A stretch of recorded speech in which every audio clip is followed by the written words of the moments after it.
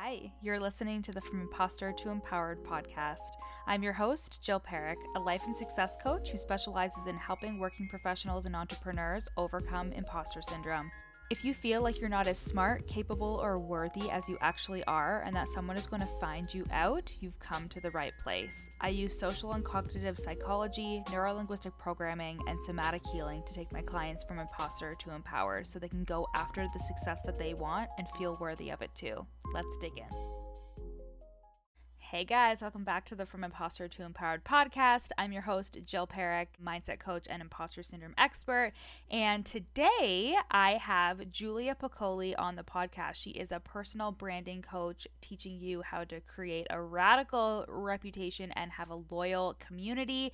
And Julia and I have been biz besties since we were in the same mastermind in 2019 to 2020. So we met in that mastermind and then we found out that we both live in Ontario, Canada, only a couple hours away from each other. So we attended the first retreat that I've ever been on for that specific mastermind, and that's when we first met, and we just instantly clicked and became best friends from that retreat. And then we did a mastermind together, and we ran 2 rounds of the mastermind, and they were just unreal. It was so amazing to work together, and I think it's also a true testament to your friendship when you're able to work together and like things go well and you have good communication, because it can be hard to work together collaboratively on a project. So we did that and it was amazing. We did the 2 rounds and we were just both revamping our product suites and how we want to move forward. So we did take a break, but never say never. I'm sure there will be stuff in the works in the future. And we just talk about some realities around the coaching industry and the things that we've learned, and it's a really good conversation. And I want to also leave you with the fact that I have private coaching spots available, and this is for the working professional, for the entrepreneur who is really experiencing imposter syndrome and it is impacting your quality of life. And if you want to heal your inner child, if you want to do the work around not feeling good enough, this container is for you. It is a 6-month intimate container where we will meet 3 times a month. We will start with a 2-hour deep dive to really figure out your values and figure out what you really want to get out of the next 6 months. And then we will again meet 3 times a month and we will put that plan into action. I use neuro-linguistic programming. I use breath work. I use a range of modalities, including my psychology degrees, in order to help you achieve the success and the life that you truly want, and for you to feel more confident, feel more secure in your skin and with your job and with your competencies and your capabilities. And it's just a really fucking rad container. So you can go to the link in my show notes and apply and book a sales call with me, and we can talk about how we can continue this relationship together. So without further ado, Julia Piccoli. Hello, everybody. Welcome back to the pod. I am here tonight with the Julia Piccoli. Hey, girl. Snaps. Hi. And Julia and I are biz besties, and we are in Toronto this weekend. Not as you're listening to this, but it's 4:44 right now. I'm just saying. Oh my God. Amazing. Wow. Amazing. Wow. So aligned. Love that for us. We're angels. We're angels. And we are here because we are attending a mastermind that is being put on by our coach. It is unfortunately virtual because COVID, which is funny because our last podcast episode that we did together that's on this podcast is when we were together to plan our mastermind back in March of 2020. The first weekend, everything was closed. And it was like the first weekend that everything was closing because of COVID. And we were like, oh, it's going to be so fun. And we were like, COVID, what?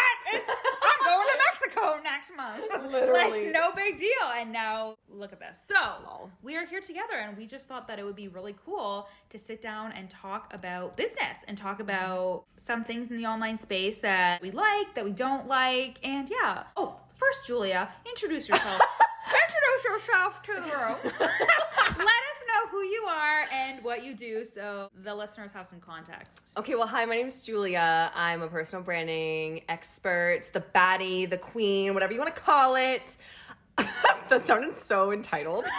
I am the fucking Who best. does this bitch think she is, honestly? But I'm also a business coach. I help people create profitable personal brands to make more money online. Like, people come to me because they want to make more money online by being their most authentic and strategic selves and release offers that feel really fun to them, that make them feel like they are the star of their own show. They are the main character. Hence why I came into this being like, what up, bitch? I'm the baddie, blah, blah, blah. What up, bitch? What up, bitch? Like, who's that guy on TikTok that goes, bitch?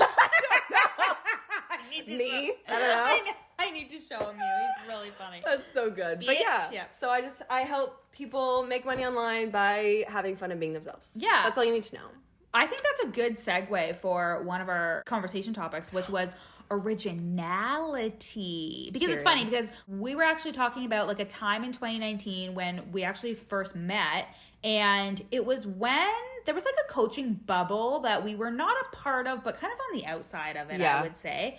And there was a lot of these like high level coaches, whatever you want to call them. But like, it was a very standard way of doing business. It was very surface level. And I just don't think it's like that anymore. Absolutely not. People need more mindset. They need more thought work. They need more actually investigating why they're doing the business that they're doing. It's not enough to just say, do this thing. Because that's like consulting. It's not coaching. Yes. But with originality, it's just like, it's not that I want to say the space is overpopulated and you just can't be so basic anymore. And you know what's so funny? We were talking about this earlier, like we were saying. Majority of the coaches that had a huge buzz back in the day because the information was so basic that it was easy to blow up and become this big name because they did utilize branding. They did utilize hyping themselves up and like tactics that you would use to like make people think that you're cooler than you are, which is guess is manipulation. Or like really emphasizing on like results that were monetary and being like,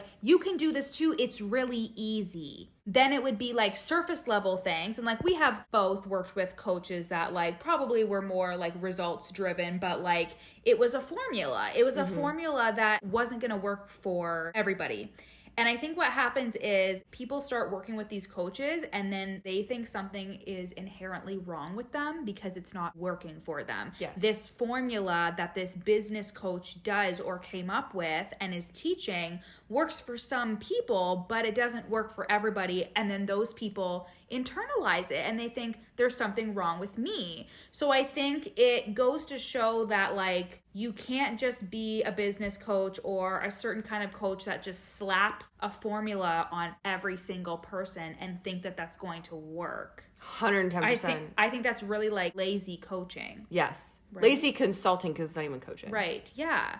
Like, how would you define coaching? Because I think that's also, we were talking about this earlier about how some people, they come into the space, they're like, oh, I'm a coach. Right. But they actually are a really good teacher. They're not a great coach. We were talking about that.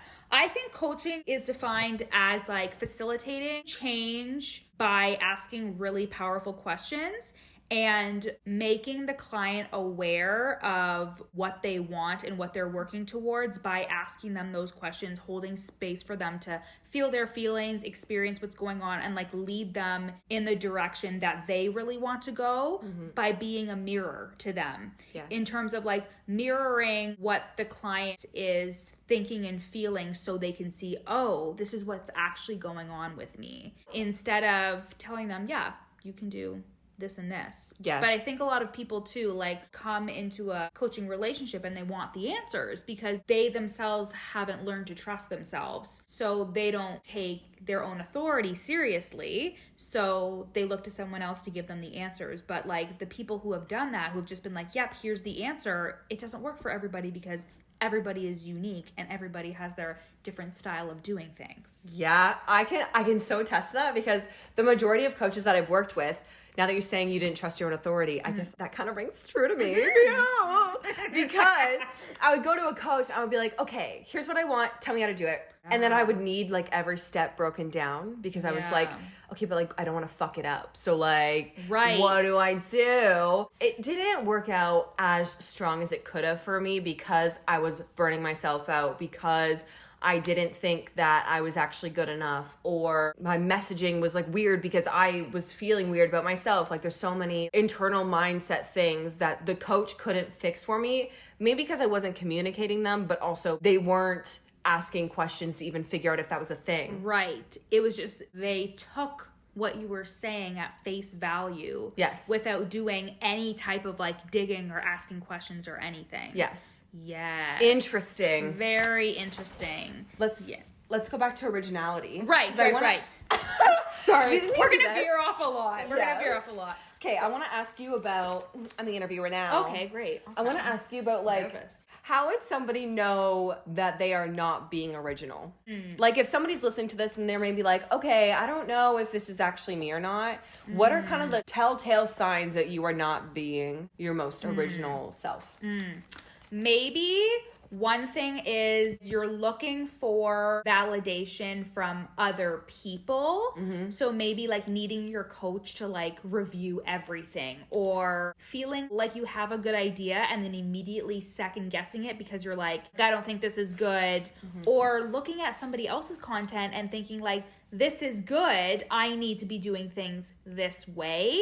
Maybe also like not really having any new ideas because like you're being so hard on yourself in terms of creating that it's making it worse. You're not leaving any room for your brain to actually like relax and be creative because you think even when you are creative, it's not good enough. What do you think? I think comparison is huge. Yep. Like going to other people's pages and thinking, oh my God, they just launched a course about a signature offer. Oh my God, I didn't think about that. What the hell? I need to launch a course about signature offers now. I need to launch a course, period. Right. Even if Susie down the street has a course and Yeah. you don't. And everyone in the space is like, you need to not leave money on the table. So then you automatically, that could be a whole other fucking topic. Oh my God, it's a whole other topic. But that's a huge thing. Comparison, I think, or changing the way that you show up in the world to fit like somebody else. Yes. As an example, I worked with a coach who was very into buying designer things and speaking a certain way. But she was very into that stuff, and she made it kind of ingrained it in my head where it's like, if you don't own designer, do you really have money? And are you really not valuable, but like almost valuable? So then I started buying designer things and like wanting to buy designer bags, even though I haven't carried a purse probably since high school. I'm like the type of person to shove my credit cards in my pants. Like I am not that girl. And yet there I was like buying designer things and changing my personality to suit somebody else because they were successful. And don't get me wrong, like it's great to see that other people are successful and maybe they have traits that you want to embody within yourself, but completely changing your goals and your identity to fit somebody else because they're successful and you believe that the only way you can be successful is to be very similar to them, that is lacking originality as well. And like, I think as you were saying that, I was also thinking of even just the act of pulling out your phone and going to show up. If you think that you have to say a certain thing, act a certain way, not swear or do whatever because you think it's going to stop somebody from working with you, or like you think it's going to have an impact on the money you make, pay attention to when those thoughts come up for you, because those could actually be the reason why you'll make money. Like your personality and the things that you bring to the table could actually be the reason why you're attracting people. Like I had a client who was having a hard time and she's like, I don't want to show up and talk about how I'm feeling. And I'm like, why wouldn't you want to do that? Because it's so real. It's so honest. Like we shouldn't hide the shitty part about being an online entrepreneur because it can be difficult sometimes, and you're not a fucking robot. You're a human, you know? And if you think something will deter somebody from working with you, let it deter them. Period. Let it deter them, because why would you want to put on this facade for someone to choose to work with you, and then when they actually end up working with you, you have to be this fake ass bitch the entire time? It's just not going to happen, and it just creates shame for you because then you think that your honest self isn't good enough. The reason that you made money was because you were a fake person. Right. Like, then you think, oh, you have the connection now. I need to do X to make money. Yes. And then you think this is the only way to be. Yep. Number one tip to be more original. Okay. My number one tip for personal branding, I'm not going to go into the mindset piece because I want you to do that. Let's say I knew you and Jill didn't know you. You listening to this right now. And I was going to describe who you were in order for Jill to jog her memory of who you are and or to describe the person that you are. Yep. How would you want me to describe you to Jill? Would you want me to be like, oh yeah, that girl that like complains on her Instagram story all the time? You know, that one that's like kind of fake, like whatever. Or do you want me to say, oh my God, it's the girl that gives this result to people and she's so funny. She always is dancing on her Instagram story, She's always got something purple on. Yes. Yeah. You want people to describe you in a very certain way. So I would figure out how you want people to describe you and then embody that thing. I would say that I would first look at why you think that the things that you already do or aren't good enough to be considered original. So I would look at those things in terms of why do you think like your traits or your hobbies or whatever that you think or know isn't good enough for you to feel like you can describe yourself and be proud of those things. Yes. Like, for example, like, as you guys know, I'm obsessed with the show One Tree Hill, and I used to go to conventions, and when I used to talk about that, I used to be like, this is stupid, it's totally unoriginal, but there are tons of people who go to conventions and actually do that shit all the time, but I just thought that I wasn't good enough in general, so I thought that fact about me wasn't good or interesting, but I just didn't think that I was interesting anyway. So you have to get yourself on board with the fact that you are interesting, you have something to offer, you are special and you are unique simply because of the things that you are made up of. And I know that we have some opinions about what's basic and blah, blah, blah, but like, I'm pretty basic. Like, I like the color pink. I like being blonde. I'm sure I'm girly, like, but that's just me. But here's the thing. The term basic was created by men to make women feel shame About the things that they like. So sorry, I like something that's popular. So right. It's like Drinking pumpkin spice is basic. No shit, Kyle. It's fall. Good. It's delicious. Fuck you. No shit, Kyle. Let me get on my soapbox to how much I hate the patriarchy for a minute. But sports is original. Period. You guys yell at a screen. Period. And think that that's cute. You say we're emotional, but you have a hissy fit if your team loses. I've seen men cry. Over sports. One of the times that the Leafs lost to the Bruins, like really badly, our dad, he literally went outside to throw up. That's how stressed out he was. This is from a grown man who tells me I'm too sensitive. Yes. And I'm like, hello, it's sports. Yeah. It's sports. It's not important at all. Exactly. Everybody watches sports. So anyways, we're just saying that like the things you like can be made into a brand. Yes. You just have to decide that they're good enough. And you just decide have and to embody. Decide and embody. And decide that, you know what, the things that I like and the things that I do are worth talking about and worth being attached to my brand. And that will help you be more original because then you're just fucking being yourself. Wow. Mic drop. Period. Yeah. Ugh. Okay, I want to bring that into the second topic. Okay. Fear of jealousy or even just facing jealousy when you're working with other coaches. Whether that be in like a group program that maybe you invested in or you're in a co-working space or really anything. Like successful people are around you whether they be coaches or not. And maybe we ask ourselves, do we personally, Jill and Julia, face jealousy? And if other people do, how can we help them? Well, I said this earlier. I said that I think it's a really good way to find out what is triggering you and why. Because if you are seeing somebody and you're jealous of them or you're feeling like not good enough because you're comparing yourself against them, like that's a good mirror to what you still have to work on within yourself. And I think it's important to not demonize the other person and instead like almost in your head thank them for showing you what you either need to work on or what you're triggered by or like just something to help you move on and like level up. Like the evidence that it's possible. The evidence that it's possible. Yeah. Yes. Like I used to see like really rich coaches online and be like, oh, fuck them. Like I'm so fucking jealous of them. But now I'm like, oh, I can't wait to do that. It's possible for me because she started exactly how I started.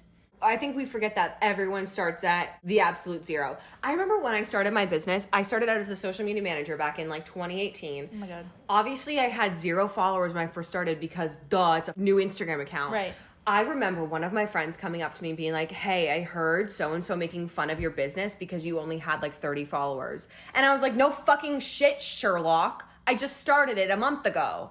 Yeah. I think people forget that we literally start, every single person that you look up to started with 0 followers, started with 0 money. I almost forgot up until this moment that like I had 0 followers when I started my business Instagram in 2018 on January 19th. I didn't even have an Instagram for it. I had a Facebook page and then I thought I should create an Instagram. So I did. Yeah. Isn't that funny? And you were probably talking to like 20 people. Oh, for the longest time. I was talking to like nobody. Exactly. For the longest time. Yeah. Oh, I said this earlier. I said before, when I would be really jealous, I would tell myself that that person has those things because of something that was easy for them to get. Like, I really negated their own emotional work or mental work so I could make it easy on myself that I didn't have what they had yet. So if somebody had what I wanted and it didn't happen for me yet, I was, it's probably because, she had all the followers, or probably because it's easy for her because she had a friend who was huge in the online space or whatever. And what it did was it kind of like allowed my ego to take over and be like, yeah, you're right. Like, you're justified. You don't have that because it just hasn't happened for you yet, but it's been easy for her and that's why she has it. So true. Right? And I think the biggest thing with what you were saying earlier about bringing that back to you and figuring out what you need to work on, if you haven't become very self-aware yet, your ego is going to be like, I'm not doing that because that's not even a thing for me. Right. You're not even going to allow yourself to do that because your ego is so big. Yes. And there's also this filter in our brain called the conscious critical faculty, which I've talked about before on the podcast. And it's a filter to which if you haven't been introduced to something at all, it will immediately reject it. So if there's a new idea, a new way of thinking, a new way of being, your conscious critical faculty is going to kick in and be like, we don't believe that this is going to work for us because it's protecting you. It's protecting you because you're not aware of it. It's kind of like when we came into the space, and if you would have told me in 2018, you're going to invest $20,000 into a coach in 2021, I'd be like, are you fucking kidding me? I would never spend that much money. But then over time, you become accustomed to the industry, accustomed how things are, accustomed to how much you can make. And it was like nothing when I actually did it. Yep. But that's because I got used to the idea. I was in the awareness of that it was possible for me.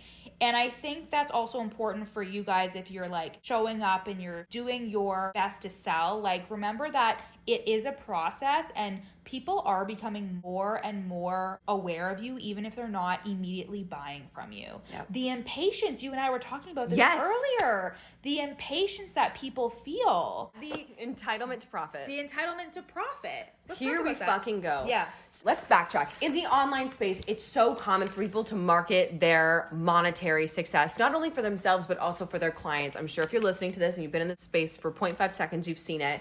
Somebody bragging that they made 6 figures in 12 months or 6 figures in 2 months, or they made 10K in 10 days. Like, yes, some fucking shit like that. Some crazy shit. And so automatically, if you don't make that certain amount of money and your ego is like really tripping out, you feel like you're doing something wrong. Yes, you're doing something wrong and you're like, why didn't that happen for me? Right. Or even if you're working with a coach, I find sometimes if another client gets a certain result, you automatically are like, why didn't I get that result? Right. I'm working with the exact same coach. Right. I invested this much money. Why am I not making the same amount of money? Why am I not making $20 million tomorrow? It's because you're entitled to the profit and you're impatient. Exactly. It's that entitlement because it either looks like entitlement or shame. Depending on who you are. For example, I will shame myself before I feel entitled to something, or the entitlement will happen inside of me and I probably won't verbally say it, but I will feel it and then I'll be like, but I don't have it yet, so I'll shame myself.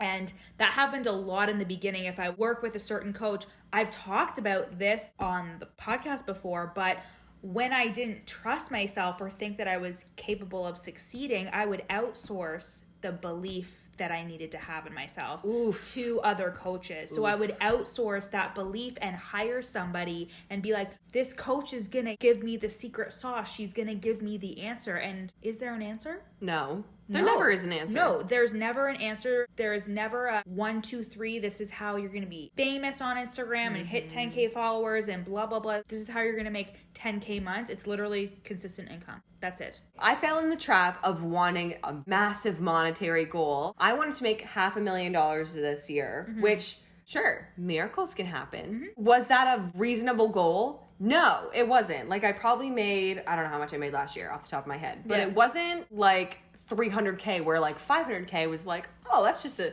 hop, skip across the pond. Like it was a big ass jump. Yeah. And our coach actually was like, why do you want to make that? And I was like, oh, well, I want to make it because blah, blah, blah, blah, blah.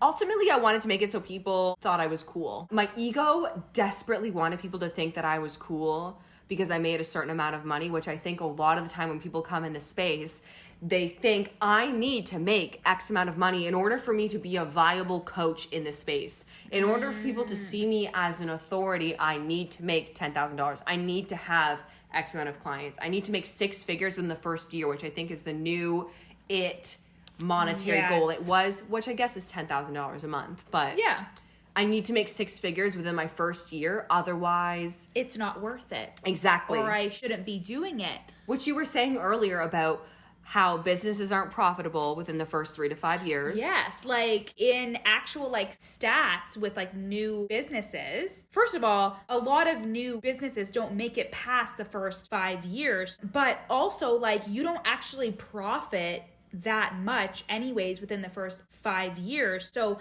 these people who are coming into this space think that they're entitled to making 100% profit and doing all of these things. And listen, we're not saying it's not possible to hit your big fucking goals. We are not saying that whatsoever. It is so possible, but you have to be willing to see it through, even if it doesn't happen. You have to be committed to the process and committed to these results actually don't mean anything about me. I am gonna keep going until I hit the goals that I have for myself and to have good reasons for your goals. Yes. If you want it just to make people to think that you're cool, then like... That's not a good enough reason. No. No, it's not. Even if you do hit the goal, people aren't going to like stomp down your door and give you flowers and cheer you and be like, oh my God, yes! Yes. Nobody's going to do that. Yeah. And like, you're also hoping for the goal to make you feel a certain way, like make you feel like you're a good enough coach. But like, at the end of the day, you guys always hear me say this, a circumstance does not make us feel a certain way. And again, you really have to hike your reasons for your goals. And we've hit like pretty big things with our businesses, and like we also know that we have been scrappy through it all. Like we have invested, we've had shitty months, we've had shitty times. Like it's not like it's all been smooth sailing and it's been happy the whole time and like it's been constantly on the upswing. There have been some really hard times, but we've also been committed. It's like there's no option then to continue doing this. Yeah. Like there is no option at all. No, like we were saying earlier, like I could not go back to a full-time job. Oh my God, no, I couldn't. Absolutely, like never will I ever. Yeah.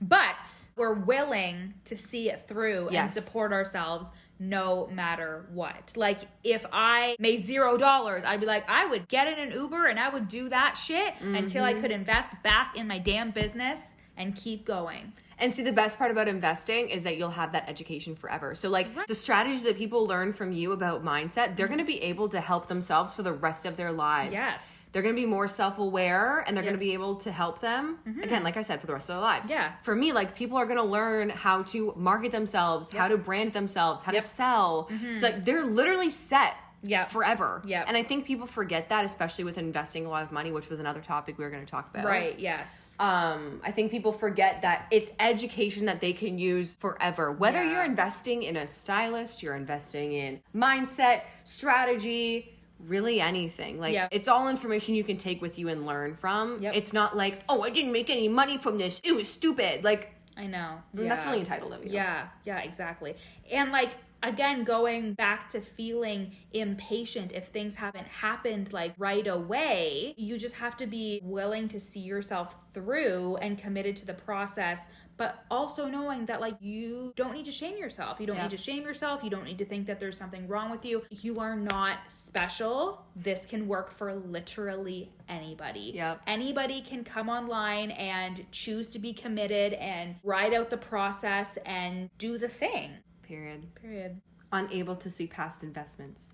Like when people invest money, but then they get frustrated because they're not seeing a return. They're not seeing the immediate return. Yeah. But like essentially what we meant by that was when you're so focused on making money, it can really take away from the point of you having this business. Yes. Like when you are so focused on, I need to make this money back. I need to get this many clients. I need to make sure that my income is more than my expenses. And it's just like, you're really taking away from the whole, especially if you're a coach and you're fucking coaching people. Like, I'm not here to make somebody feel bad that they're trying to make an income for themselves and the life they want. But like, if you're so focused on yourself and the money, you're not focused on your clients and you're not focused on the impact that you're making, which is the whole reason you started this business. Not to mention the impact of the people that are following you on the internet. Right. Like there are people out there that you can help. Like we get in this space sometimes in our brains where it's like the only thing we need right now is money. And sure, maybe you need to pay your bills and maybe like we there all are do. some stress. We all have to pay our bills. Exactly. We all have to pay our bills. At the end of the day, the reason you should be doing this is to help people and to share your own gifts with people. And who are you to just be like, oh, I'm only going to do anything for monetary compensation. I'm never going to give you value on Instagram, which you probably already do. I'm never going to give you free trainings, which you probably already do. Like, you know what I mean? Like you're here to help people, and to only put the pressure on your audience to give me money. Is that really serving you and your audience? Yeah. Again, it comes down to the fact that when you're just focused on generating the money, it takes away from your creativity and your inspiration. It takes away from your purpose. And again, coming from somebody who started their business because of student debt and stuff like that, I used to worry that, oh my God, I was only in it for the money. But I've talked about this as well, is that like, you're just wanting to feel safe. Yeah. And you believe that the money will make you feel safe.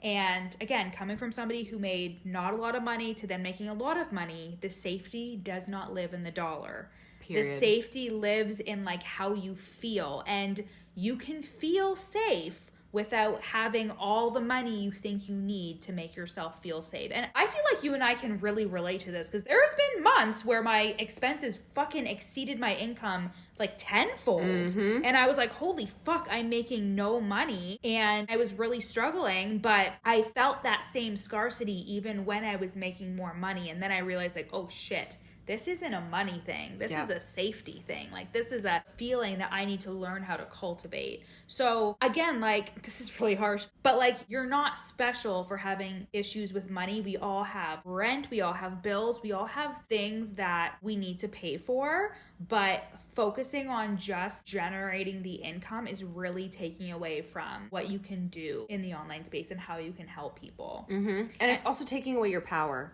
Can we talk about that? Yeah. About how like you're putting all of your power, I don't know if this is gonna make sense. You're putting all of your power into making money. Therefore, you're not showing up as powerfully as you could. You're not helping people as powerfully as you could, because you're so focused on like, this needs to be monetary compensation. It needs to be instantly transactional. Exactly. Yes. Exactly. Yes. So this is a trap that a lot of people I work with get caught up in, is they'll be like, but I did the posts, but I did the stories. How come it's not working? They're wanting it to be instantly transactional. But if you think about it like that, it's going to be so hard to show up and really like continue and to be consistent, because you're expecting it to immediately be transactional. Like, you worry about the likes and the comments because you think it means money if more people see it and more people like it. Yep. But then that just stops you from actually being consistent with it, because you're thinking, what's the point? It's not going to end up in the result that I want. but it's compounded over time. Like that result in your content is compounded over time. And somebody could stumble upon your content in 6 months from something that you posted 6 months ago, and they could be like, I love this, and they could choose to work with you. Yep. From that post that you thought was not instantly transactional. Exactly. You know? Exactly. It's a losing game. It is a losing game. You're giving away your power. Yep. Giving away your power. And your creative ability, as you were saying. Yes. In conclusion, you are listening to two people who have successfully grown their businesses on like a lot of grit and a lot of showing up even when it was hard, and feeling the feels and the doing the mindset work and trying a lot of strategies. And there is no special sauce. There is no one thing that is going to lead you down the right path. There's just a bunch of little things and a bunch of steps you take that constantly lead you to that next version of yourself, and you are going to be reinventing yourself over and over and over again throughout your business journey. You're going to constantly feel like you're becoming a new person. Constantly. I totally agree. Like September's the transformational period for me. I don't know if you like feel school. that. Yeah. It's like I don't school know. started. I feel like for me, it's more so like when I hit different times in my business, whether that's monetary milestones, whether I change something in my business that is going to have like a long-term effect, I feel like I become a different version of myself, you know?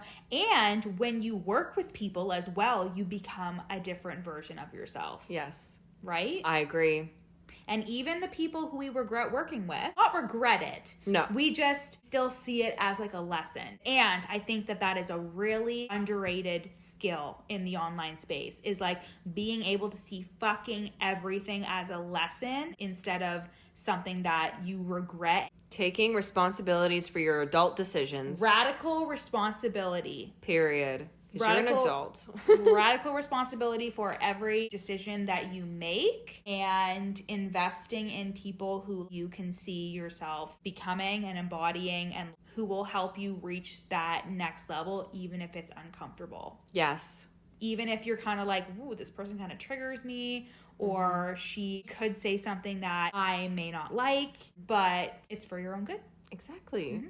Where can the people find you? At Julia Piccoli Coaching, Piccoli on TikTok and Instagram. It's where I hang the most. Cool. My closing remarks would be focus on your mindset. I truly believe that mindset and personal branding are like the things. Like I genuinely believe if we were starting over, if we focused on personal branding and mindset first, before we did the basic ass strategy that we were previously talking about, right? Before we did that, if we focused on that, I feel like we would be not in a different place, but I feel like we wouldn't have so many mindset shit of like, oh, well, like I need to do this and whatever. Or we maybe wouldn't have worked with certain people. Yes. That like, again, it's all for a reason. It's all a lesson. There would have been certain people where we would have been able to see through the curtain. Yes. You know, like instead of thinking, wow, this person is just popular. And instead, or wow, I need to invest in this team member even though we didn't actually need them. Right. Because it was just a cool Lessons thing to do. for another time. Thank you so much for coming on, Thanks Julia, for having me. and I will talk to you guys next week. Bye. I hope you guys absolutely loved that episode and got a good laugh. We think we're funny, so I hope that you think we're funny too. And a reminder that I have private coaching spots available for the working professional or the entrepreneur who wants to overcome imposter syndrome for good so they can feel more capable, competent, and worthy. So you can go to the link in my show notes and check out the sales page and book a sales call and apply. And I love you guys. I'll see you next week. Thanks for listening to the From Imposter to Empowered podcast. Head to the show notes to find out how you can take this work deeper with me in one-to-one coaching or in my lifetime group coaching program, The Worthy Woman Method. In the show notes, you'll also find a free 3-day challenge to start the process of overcoming your inner imposter. And once you're done with that, screenshot this episode and share it on Instagram, tagging me at YourCoachJill so we can connect. See you next time.